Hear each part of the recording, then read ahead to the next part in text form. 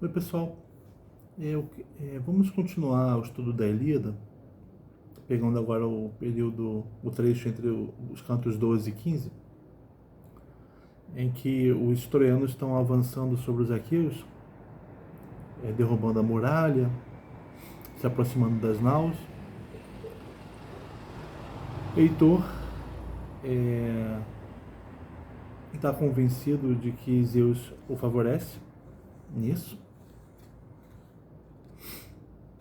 mas o Zeus está querendo que o Heitor faça isso para provocar o retorno de Aquiles, para provocar a glória de Aquiles, né? Os aqueus sentindo que precisam mesmo dele, e o retorno de Aquiles. E aí o Aquiles retornando vai matar o próprio Heitor. Então o Heitor age e destrói Troia. Então o Heitor age na perdição, cumprindo o desígnio de Zeus. E Zeus também, ele é enganado por Hera, né? Que o seduz, usando os encantos de Afrodite, que o faz dormir com a ajuda do sono.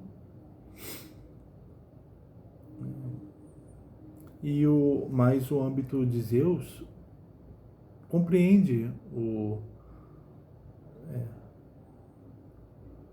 engano, compreende o obscurecimento, tanto quanto compreende a iluminação.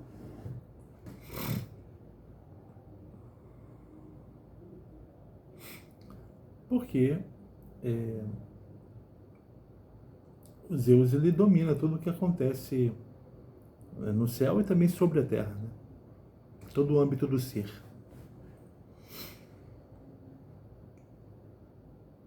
E ali ocorre um engano. Pode ocorrer um engano, sim. Pode ocorrer o obscurecimento.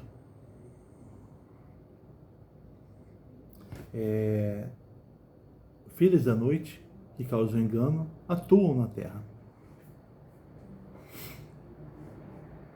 E elas podem atuar sobre Zeus também. Zeus não alcança o âmbito do não ser, né? O que está abaixo da terra, onde Cronos está preso. Mas o que está acima da terra, né? Que é o ser e também o que tem o encobrimento, né? Isso também é o âmbito dos Zeus.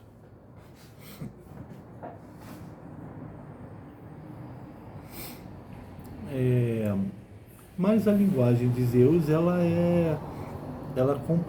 compreende isso, compreende o ser e o não ser, porque tudo isso está sobre a terra. Zeus, mesmo estando enganado, ele nunca perde a sua direção. Hera o faz dormir com a ajuda do sono, ela fazendo com que Poseidon, permitindo que Poseidon ajude os aqueus. Isso não desvia o desígnio de Zeus, porque ele acorda, afasta o Poseidon e faz com que Heitor avance mais forte ainda. Então o engano de Zeus só reafirma a realização daquilo que ele sabe que vai acontecer. Enquanto para os homens o engano é destrutivo. A perdição é destrutiva. Ele fica perdido mesmo, né?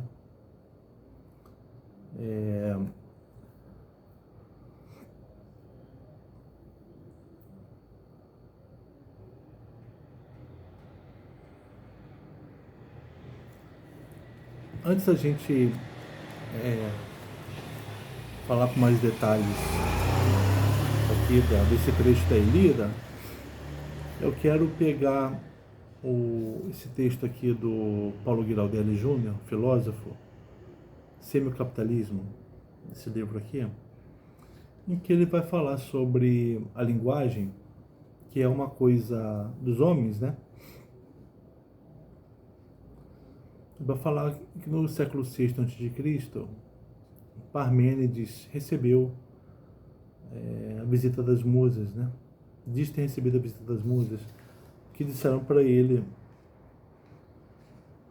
o que é, o que não é, não é. O que pode ser falado.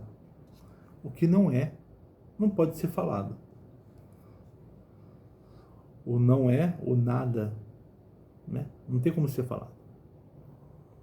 Então tem uma aproximação, e tem uma afinidade entre a linguagem e o mundo, e o ser, né?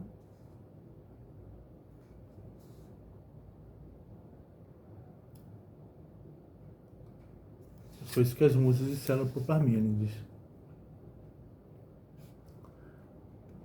Aí o Paulo continua aqui dizendo que no século VI, que foi o período em que se formaram as póleis gregas, em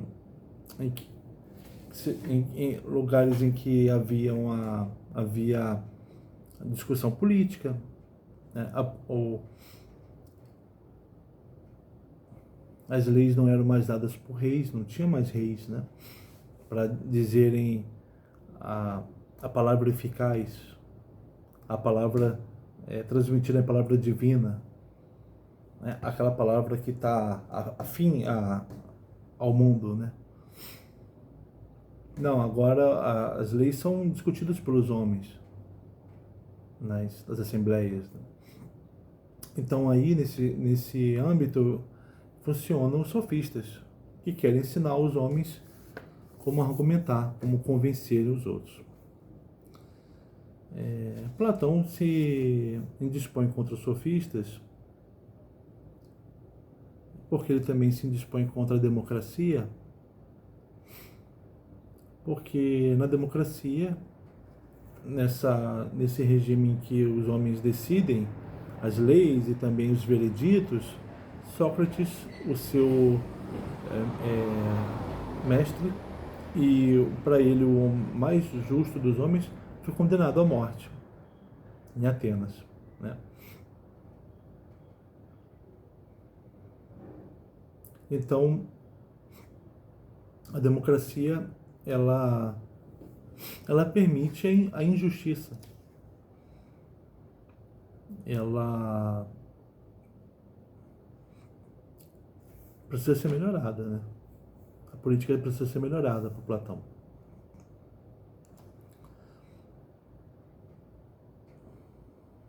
Por isso Platão vai propor a cidade justa para ele, e que é governada pelo rei filósofo, né? Que é um rei que funciona num conselho de reis filósofos que vão ter um saber afim, né? do que é e das leis que devem existir.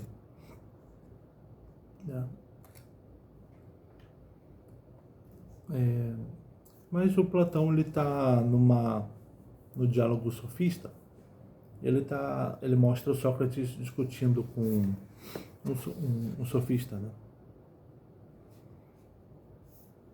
Aí eu vou ler aqui o Paulo.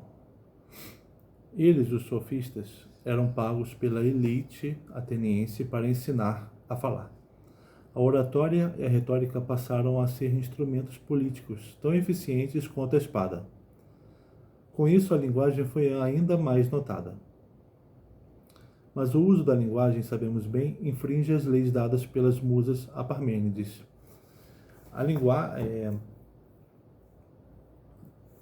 linguagem, enquanto algo que é dos homens, então separa, é estranha, tem uma relação de estranhamento com relação as coisas, com relação ao mundo, né? Quando usamos a linguagem, falamos diversas vezes sobre o que não é. Né? Podemos dizer coisas erradas, né? Podemos condenar Sócrates, chamá-lo de impiedoso, né?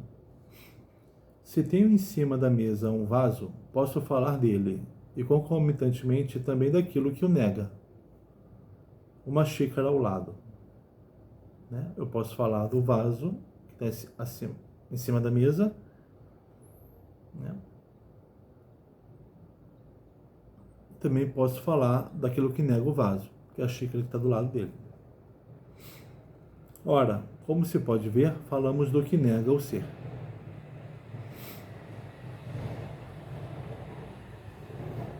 Os sofistas argumentavam: não adianta dizer que falamos pelos cotovelos e dizemos coisas erradas. Isso não é permitido pela lei parmenídica. Nesse diálogo sofista, o Sócrates está acusando o sofista de dizer coisas erradas, de ter um descompromisso com o dizer a verdade. E o sofista diz: olha, não tem como a gente dizer coisa errada, porque segundo Parmênides é impossível dizer o errado, porque só se diz aquilo que é, não se diz aquilo que não é. O Platão ele vai mostrar a possibilidade do erro, sim. Ou seja, pelo saber das musas, do que não é, não se pode falar. Por isso o sofista diz que ele não pode errar. Portanto, nós, os sofistas, nunca de fato erramos. O erro que transparece na linguagem é uma ilusão, é um falso erro. Eis aí o problema instalado. Esse problema foi abordado por Platão.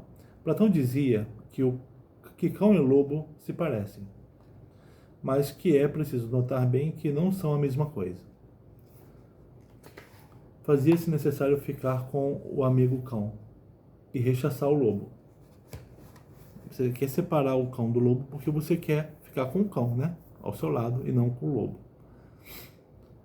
Décadas após a morte de Sócrates, ele sentiu a necessidade de Platão, né, de explicar qual era a atividade socrática, diferente do que faziam os sofistas. Platão quis diferenciar Sócrates dos sofistas, e para tal ele colocou para si a tarefa de mostrar que o erro era possível. Assim, Sócrates deveria aparecer como aquele que buscou escapar do erro, e os sofistas, por sua vez, seriam os perpetuadores de uma despreocupação com o erro.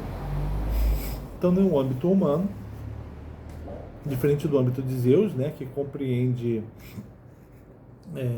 compreendendo todo o âmbito do ser ao não ser ali. Mas isso é uma realidade mítica, né? Séculos anteriores ao do Platão, ao século em que se dava essa atenção para a linguagem humana, né? Para a linguagem. No mundo de Homero e no de Hesíodo, a palavra era a palavra divina. E ela tinha a possibilidade do engano, né? Deus podia enganar o homem.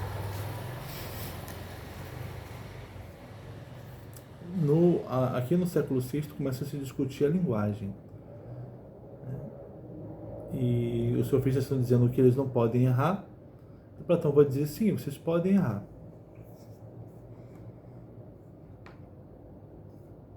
Platão quis diferenciar o Sócrates dos sofistas e para tal ele colocou para si a tarefa de mostrar que o erro era possível.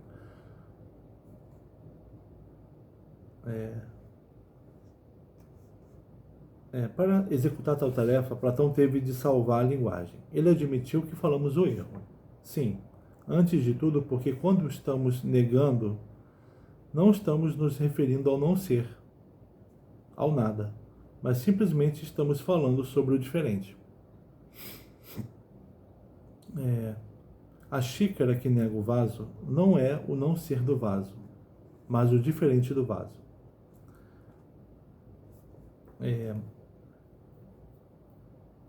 Eu quero escolher o cão, não quero ficar com o lobo. Quando eu falo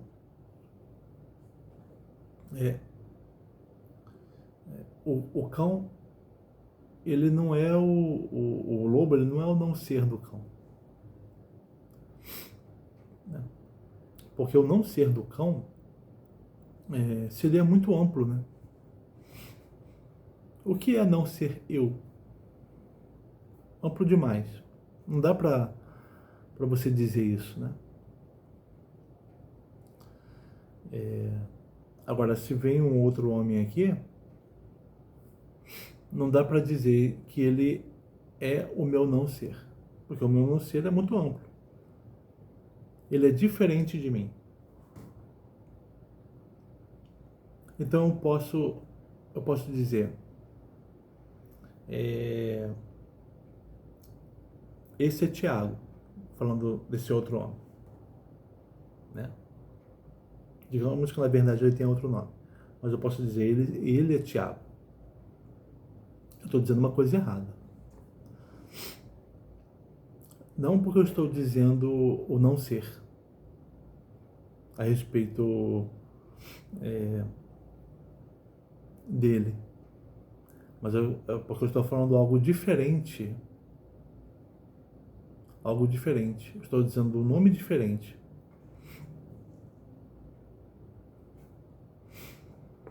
A xícara que nega o vaso não é o não ser do vaso, mas o diferente do vaso. Saindo do campo de atração de Parmênides, Platão passou a pensar segundo a possibilidade de se errar. O erro não é ilusão. A linguagem permite-se estar deslocada do que é. Um deslocamento entre a linguagem e o ser. Eu posso errar a partir de um deslocamento quanto ao ser. Um certo estranhamento quanto ao ser. Não é que eu estou dizendo não ser,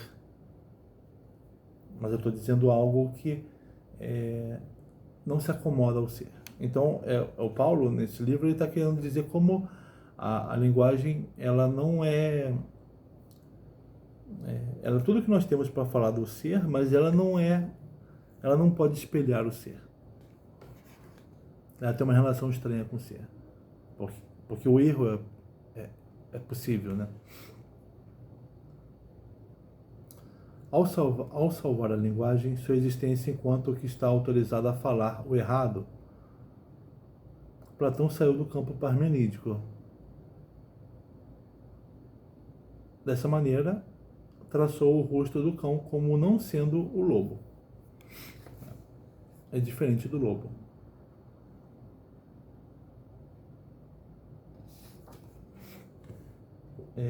Linguagem, então, separada do mundo. É assim que é para os homens o funcionamento da linguagem. Voltando aqui para a Ilíada,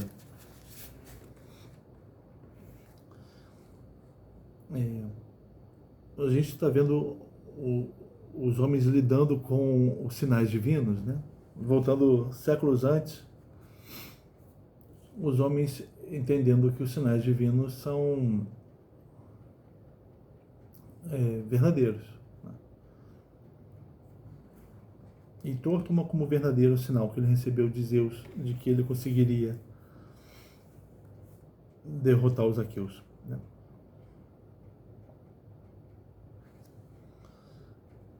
Olha só esse trecho, né? Vou ler um trecho.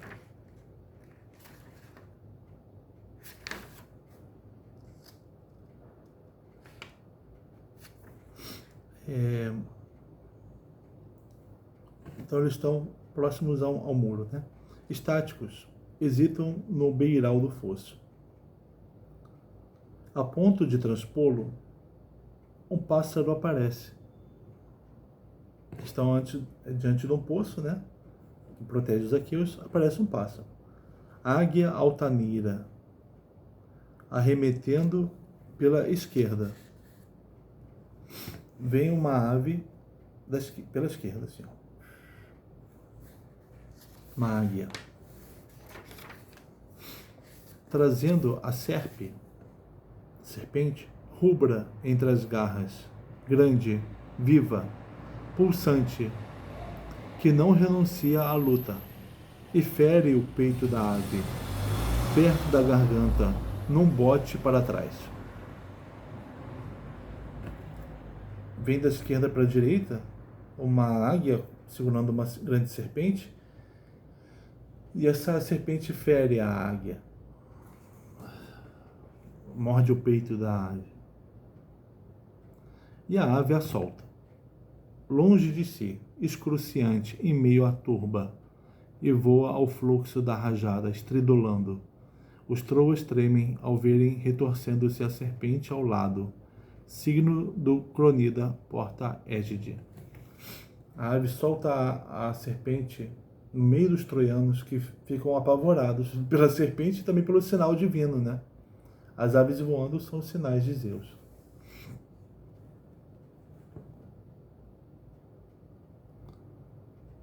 Então, Polidamante diz, ladeando Heitor, ou um leitor da linguagem divina, do sinal divino. Não dá para dizer linguagem divina, linguagem dos homens, né? O sinal. Os homens, os deuses mandam sinal para os homens. Então diz Polidamante a Heitor: mesmo quando ofereço, Heitor, um bom conselho, me censuras na ágora. Acolhes mal a divergência de qualquer pessoa na ágora ou no combate. Pensas só em aumentar o teu poder. Mas mesmo assim direi o que me parecer melhor. Paremos de lutar pelos navios. Eis como tudo acabará. Se a ave que voejou à esquerda foi veraz quando o tropel quase transpunha o fosso.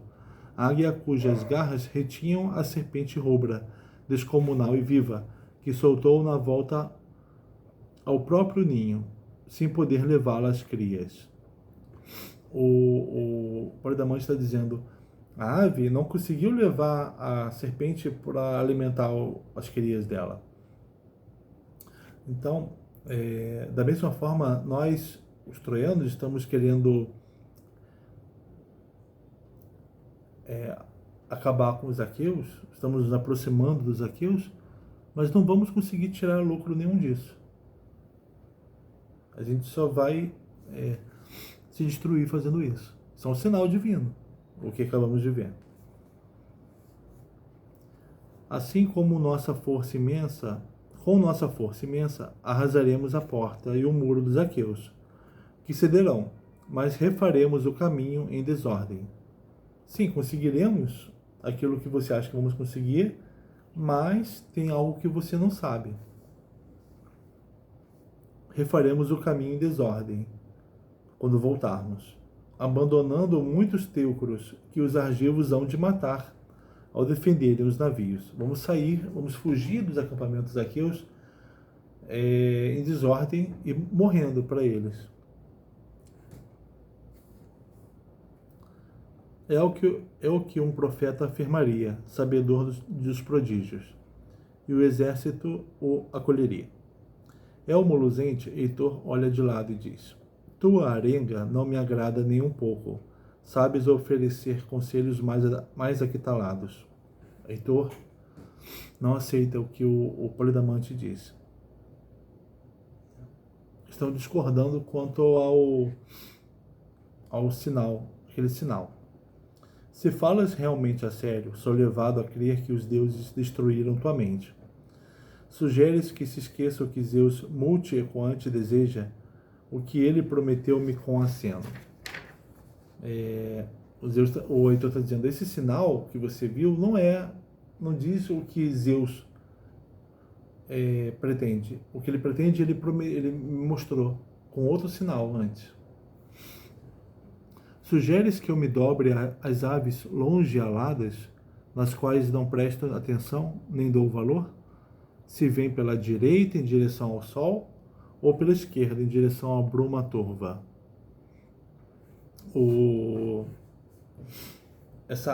Nesse sinal, a ave veio da esquerda, pela esquerda, em direção à direita.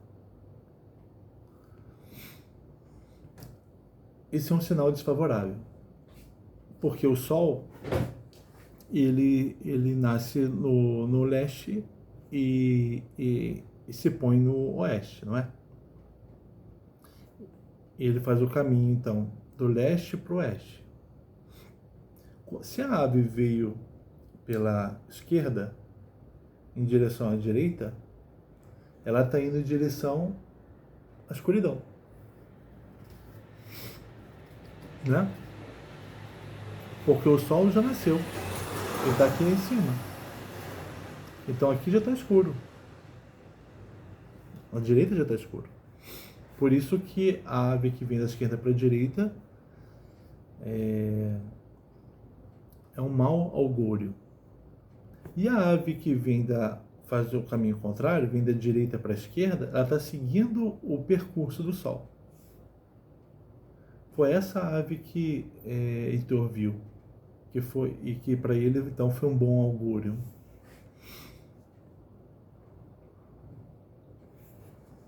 Mas aqui o Heitor está dizendo que não importa para ele se a ave vem da esquerda ou da direita. Obedeçamos o querer do Magno Zeus, que rege todos os mortais e imortais. Defender o país. É esse o augúrio ótimo.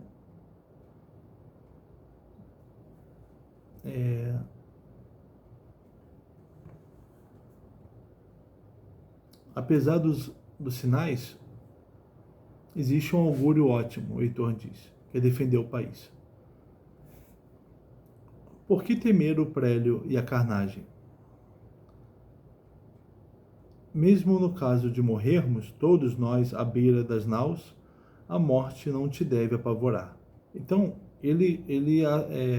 para ele, a morte é possível. Ele não está dizendo que não vai morrer. Ele está dizendo que Zeus disse para ele que ele vai conseguir derrotar os aqueus. Ele utilizar os aqueus e, portanto, defender Troia.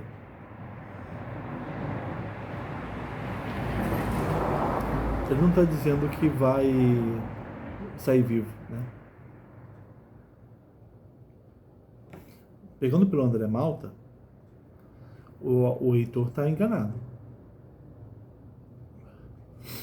O Heitor, qual o engano de Heitor?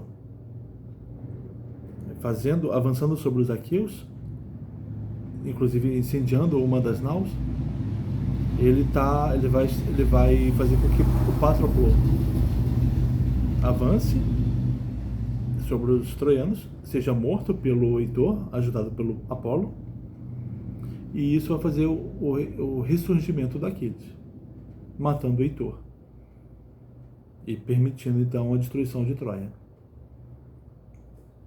E segundo André Malta, o Heitor está agindo enganado, porque ele na perdição, causando a destruição, a morte dele e a destruição de Troia, sem saber. Sim, ele está fazendo isso, mas ele assume a possibilidade da própria morte. A gente está vendo aqui, né? Ele não está enganado quanto a possibilidade da própria morte. Ele reconhece isso, mas ele está enganado quanto a pensar que vai conseguir defender Troia.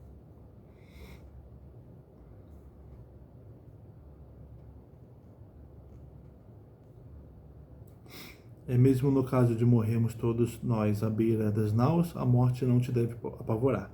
Teu coração não é de luta ou de combate. Mas se deixares de guerrear ou se tentares persuadir alguém a proceder assim, sucumbirás, golpeado pela minha lança. Concluindo, colocou-se à frente do tropel que brada fortemente.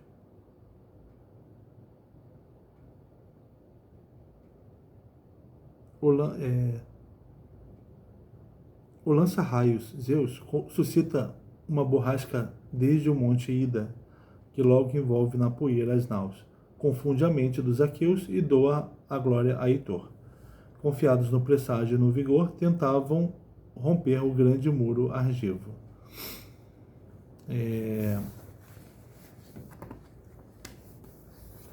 O Heitor vai avançar. Então, os homens, eles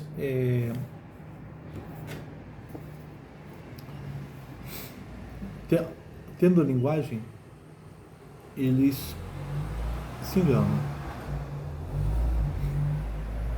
Aqui no âmbito da Ilíada, a gente não está pensando na linguagem humana, né? Está pensando nos sinais divinos e no que eles iluminam os homens ou enganam os homens, né? Heitor, ele está enganado, né? Quanto a conseguir salvar Troia.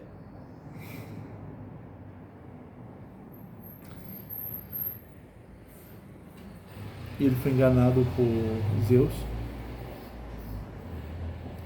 E o Zeus, como o André Malta aponta, ele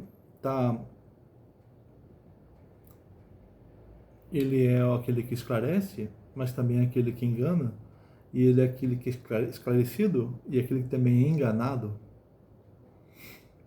O engano faz parte de Zeus, ser enganado e enganar. Quando a Hera quer favorecer os aqueus, né, ela vai pedir ajuda para Afrodite e para o Sono para conseguir seduzir Zeus e fazê-lo dormir, né? A Hera quando ela vai pedir ajuda para o Sono, indo até os confins da Terra, atravessando o oceano. No final do oceano, quando a Terra chega ao fim, e a partir daí se tem um abismo, o não ser, é ali que então na fronteira entre o ser e o não ser. É onde a Hera encontra o Sono para pedir ajuda dele, para botar Zeus para dormir. O Sono teme Zeus, né? Que é violento com quem se mete com ele. A Hera diz que vai protegê-lo e vai dar uma das filhas dela, uma das graças, para casar com o Sono. E o Sono então pede que Hera jure em cima do rio Estige, que é um rio que corre do oceano, né? E deságua e vai parar lá no não ser, no mundo do não ser, no mundo dos mortos, né?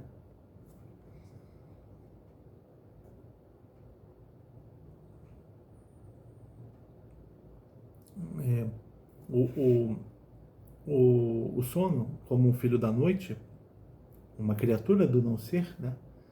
Ele pede que Hera, que é uma criatura do ser, jure, faça um juramento em cima do Estige, que é uma ligação entre o ser e o não ser, porque é um rio que percorre a fronteira.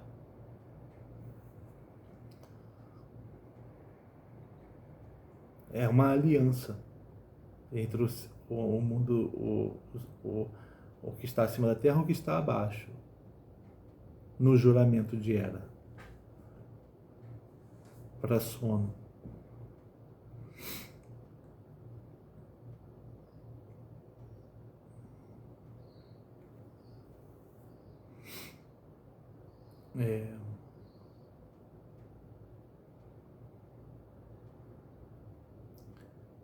Aquilo que escapa dos olímpicos, como Hera, que é o âmbito do não ser, né? Porque ali está preso o Crono. Abaixo da terra é o Hades, não é o reino de Zeus. Então aquilo que escapa ao âmbito dos olímpicos, o âmbito do não ser, ele foi trazido nesse juramento para Hera. fazendo uma aliança entre o ser e o não ser, entre uma divindade olímpica e uma divindade do não ser, né? Que é o sono.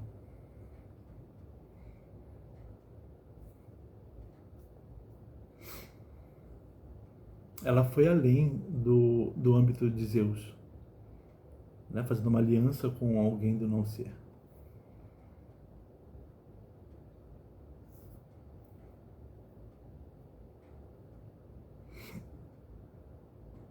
Ela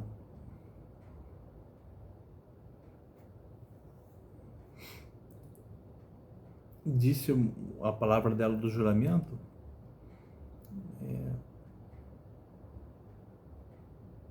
dessa forma.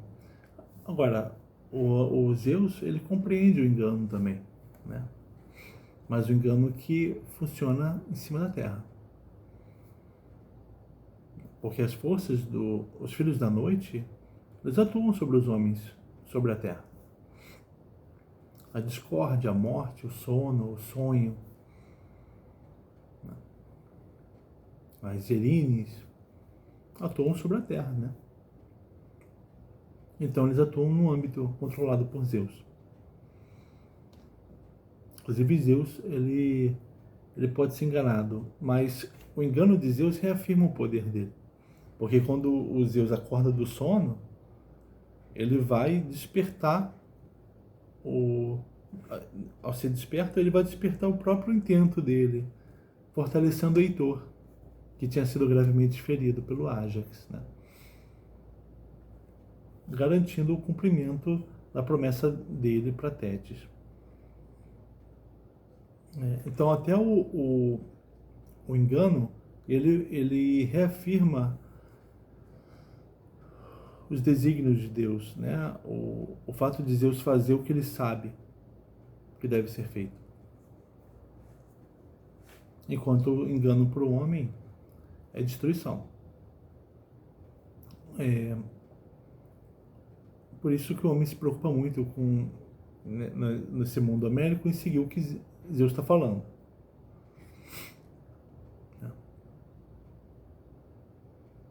Para não se enganarem. Para não fazerem aquilo que vai causar a destruição deles. Tem essa disputa pelos sinais divinos. Heitor afirma, o Polidamante disse, olha, os troianos vão ser mortos se continuarem avançando assim sobre os aqueus. Aí o Heitor falou, podemos até ser mortos, mas vamos matar os aqueus e livrar a Troia da invasão.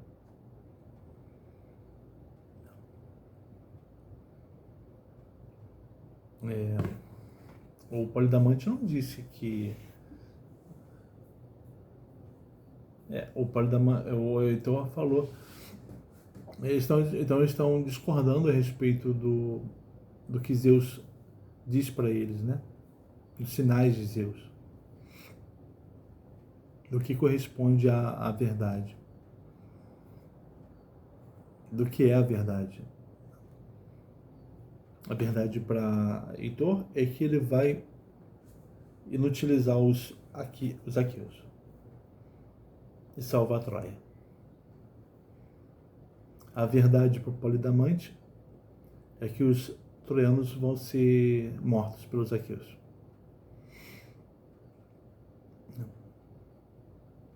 Há uma discordância a respeito dos sinais de Zeus. Os homens discordam a respeito dos sinais.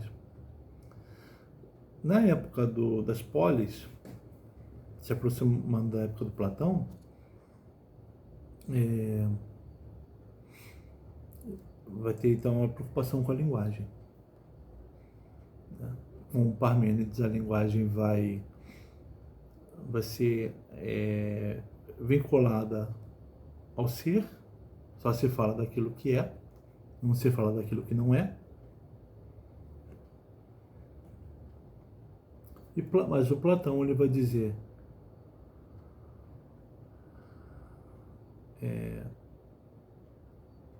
se você fala daquilo que é, mas se pode falar o errado. O não ser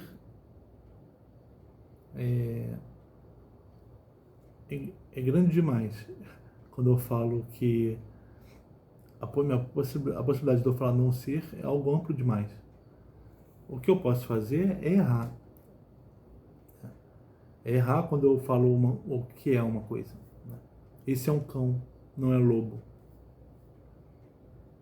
Eu posso errar. Eu posso falar sem saber de um lobo que parece muito com um cão e trazer para casa alguém que vai me matar.